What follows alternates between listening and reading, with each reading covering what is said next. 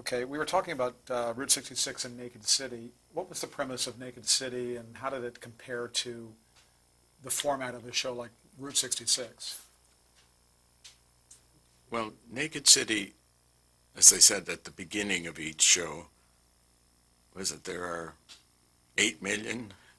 I've forgotten Or the 10 number. million? Or... There are 8 million stories, in the Naked City. It's meant to be one for every person living in New York, sort of at that time. And the difference between Naked City and Route 66 was that, yes, each one was a specific story in the telling, but in Route 66, the stories were around Marty Milner and, why am I now blanking? George Harris. Yeah, the two of them, George Maharis and Marty, whereas in Naked City, the stories were more based on the guests, which didn't take away from what all the police, our people were doing, but the stories went there, and a variety. They sometimes almost were out of the, like I'm remembering one, and I'm not even sure how it connected to the police now, with Luther Adler and Nina Foch. And I was here on the West Coast, and I got a call from Luther, could we have dinner when I got in, which was 2 nights before we were going to film or so. And I thought, okay, that's usually a rewrite, and I was nervous. And indeed, he had some thoughts, and we spent the whole evening sort of discussing character and relationship with this woman. It was a story about a man who has been having, he's a wealthy man been having an affair with this woman for like 20 years, now has cancer and knows he's dying, and now he wants to marry her and sort of settle himself, so to speak, and it upsets her. And we kept arguing, and finally I said, Luther, I said, this is, in 2 days we're shooting this, we can't go on arguing, and I have no time now to continue. Well, he said, Arthur, when we're on the set, whatever you want, that's what I'll do. And indeed, when we started filming, everything was fine. Now we get to a scene in the Four Seasons restaurant where he and Nina are sitting, and he's telling her this. And we rehearse and get it the way I want it, and then send the actors way downstairs. We had a room for them and to relax, and working on the setup with the Jack Priestley and Dick Crettina and that. And now they come back up, and we start to do the scene, and the first shot was, I think, emphasis sort of on Nina. And she's playing differently than we rehearsed, and after about 2 minutes, I said, cut, and I said, Nina, that's not the way we rehearsed it. And she said, well, Luther felt he had redirected the scene while they were resting sort of in their place. And so now my arguments start again with Luther. No, he feels it, and I feel, and finally I said, Luther, you said to me, when we're on the set, whatever you want, that's what I'll do. And he looked at me and he said, can't fight City Hall. And he stopped, and we got it. But sometimes you find people wanting to, they feel strongly. Right, their opinions. Was it exciting to have the opportunity on a show like Naked City where there were new guest casts every episode, that you could work with both veterans and also new talent? Yes, it was exciting that way. I didn't really get to work with new talent like I did on some of the others. Like I mentioned Robert Redford on the blue and the gray. I think I said the red and the blue. I think when I was telling the story, I remember saying it wrongly, in the blue and the gray. But I did get to work with people like Luther and Nina and Robert Lozier, good steady people, Theo Bickel, that kind of group, and Maureen Stapleton and Mickey Rooney. So it was very good in that way. I thought that was one of the nice things about television generally, and even in the little series like Goodyear Theater, I mentioned, the likes of, you got to work with some of the old timers, as we say, when they weren't as popular, like Claudette Colbert and Barbara Stanwyck, Mary Astor, that group. And the man, I remember doing one Goodyear with James Mason, and just being so impressed. He had to be a fencer, and in one day practiced enough to, I mean, a skilled person with him, but still to be able to do it. And his acting, I remember I came home and my wife said, "What's he like?" And I said, "That's the definition of an actor." I mean, just so terrific. It's funny just thinking, though, that I did another Goodyear Theater called The Golden Shanty with Errol Flynn, which I think is the,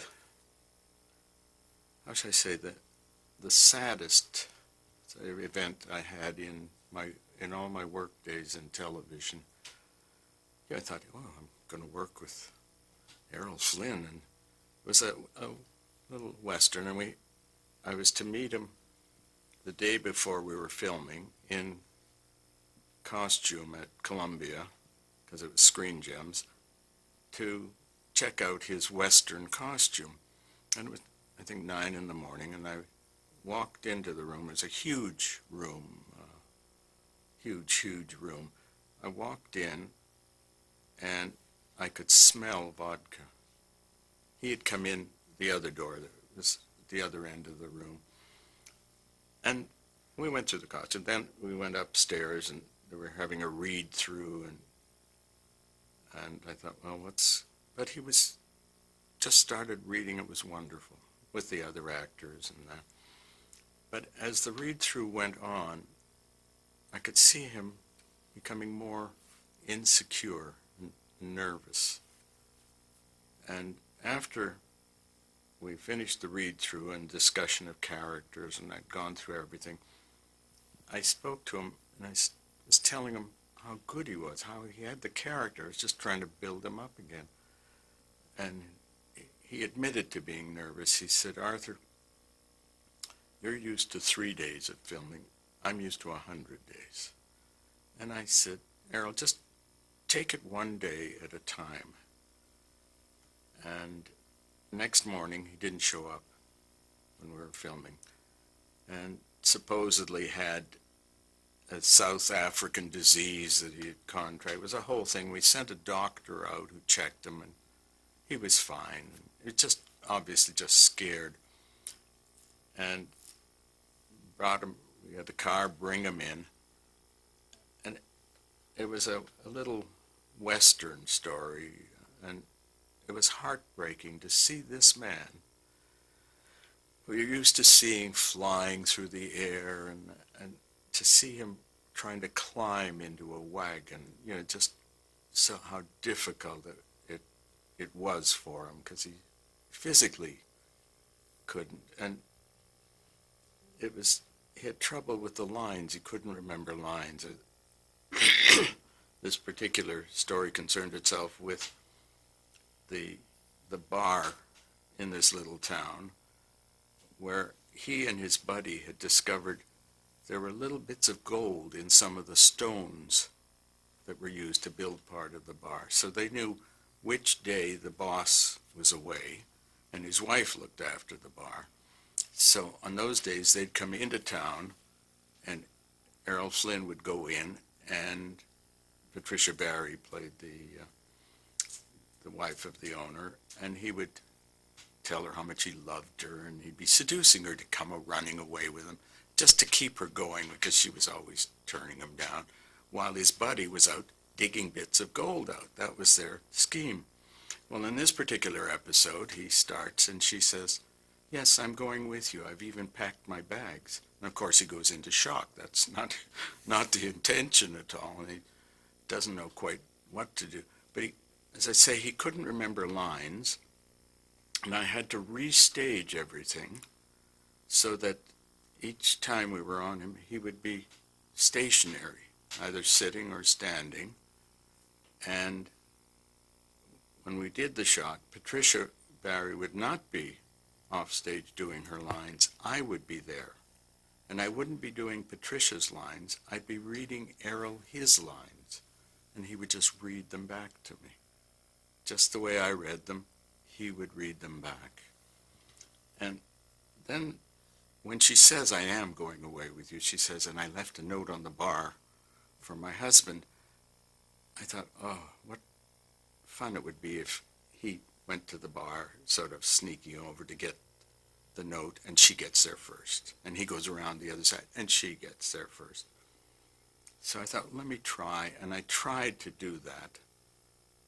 And he just couldn't cope with the few lines, so I switched it to just one side of the bar. And he still couldn't. So I had props take these huge boards, cardboard, and make, like, prompting his lines, put his lines on them, and held one at each end of the bar so that whichever way he could see them. He still couldn't, and at one point just put his head down on the bar and he cried. He was just crying. And then he looked up at me and he said, Arthur, he said, I can't do it. I don't know what I'm doing. It was just so sad. You know, I had to put him back in the chair and then change the line so that she said, I'm going to go get my coat. And when she went out, then he went over and got the note off the bar. But he just did drink a lot, but he was very warm and very nice, and I think 2 ex-wives came to visit and were happy to see him. And he had a 16-year-old girlfriend was there, I think 2 days helping him in just thinking in surprising ways. I walked behind one of the buildings on the lot, you know, just sort of where we were filming, and he was relieving himself and she was holding it for him. And then one time she brought him a half a grapefruit, and I realized it was just soaked in vodka. It wasn't just, and it was unbelievably, you know, upsetting. And I remember phoning his agent after and saying, don't do this to the man. I said, don't let him work anymore. And I said, I'm not talking about the company and the money they're losing. I'm talking about him and his image. And it was very sad. Yeah. For your work on Naked City, you received an Emmy Award nomination. Yes. What was that, when you got the news, how did that make you feel? Did that have some meaning for you? Or this is early in your career? Oh, yeah. I mean, it just was, yeah, you get to, first you don't believe it. You know, it's funny. You think you're doing well, and then when somebody tells you you're doing well, you can't believe it. It just, and yet we all need that sort of thing. I think it's part of creativity is insecurity. Mm-hmm. You know, if you build a table, you built the table. There's a sort of way to build it. But when you're acting or directing or writing or composing or painting, yeah, am I doing good? Well, I think, you know, you just, and it never goes away. You know, the biggest stars, the biggest directors, they're all, I think, yeah. Well, I have a phrase I say, if I said that every creative person I know is insecure, I'd be doing a disservice to very few people. Positive feedback, I guess it really means a lot. So, yes, so that's one of the things when you're directing is to be able to do that, give your actors and your cinematographer each way to give them this feeling that they are doing something good. Let's talk a little bit about your feature films. Okay, sometime in the I guess the mid-'60s, you transitioned to directing features full time. Why did you make that transition, and how did you make that transition to features? Well, in the 60s, as you're talking, it actually was thanks to television. I mentioned the Ann Baxter dancing, a person taking dancing lessons that A.J. Carruthers had written. A.J. was writing his first screenplay for Disney called The Miracle of the White Stallions. And he suggested to Disney that Disney get me to direct it, because I had done a couple of his half hours and he liked my work. And Walt said no, he wanted somebody with more experience. And he spoke to a couple of other directors, and he wasn't happy, and finally said, who's that kid you want me to see? And I went in and talk about being in awe. First of all, you walk down the corridor to his office, and the number of Oscars and Emmys that are just lining the walls. Not pushy, but it's just sort of there. And you go in, and like my wife said, what's he like? I said, you just feel you're like with your grandfather, your uncle. Very nice, quiet man, but while we're talking, he's writing 3 million this or 60 million this. But we talked, and about 25 minutes into the conversation, I realized I was doing the film. And he was very good. He set the framework of what a Disney film is, but within that framework, he was very supportive. You do what you want. And that's sort of, from then on, I was basically doing film. What was appealing to you about directing features as opposed to television? It's just that you had more time, usually, not the same pressure, but in terms of working with people, it's very much the same. You have a wider scope physically for presentation of the film. The screen is much bigger, and you do more visual, broad visual work than you could do on the small screen. But in terms of character, in terms of story, you're still working basically the same. I have a list of some of the features you've done, and I wanted to kind of make it like a word association, where I'll say a title, and if you could give me a brief reaction or comment, maybe a couple of sentences or something like that, Mm-hmm. because we want to make sure we can get through these. Right. Okay. And on the first one, you can make it 3 or 4 sentences, because we'll go ahead and start with Love Story. Okay. When we made Love Story, I thought, and we all thought, except for the producer, we thought we're making a nice little movie. We had no idea what it was going to be. The screenplay came before the book. A lot of people think it's the other way. No, he wrote the book from the screenplay. And I did it for a quarter of my salary. My agent was very upset that I did. But it just felt like the right picture at the right time, and it was.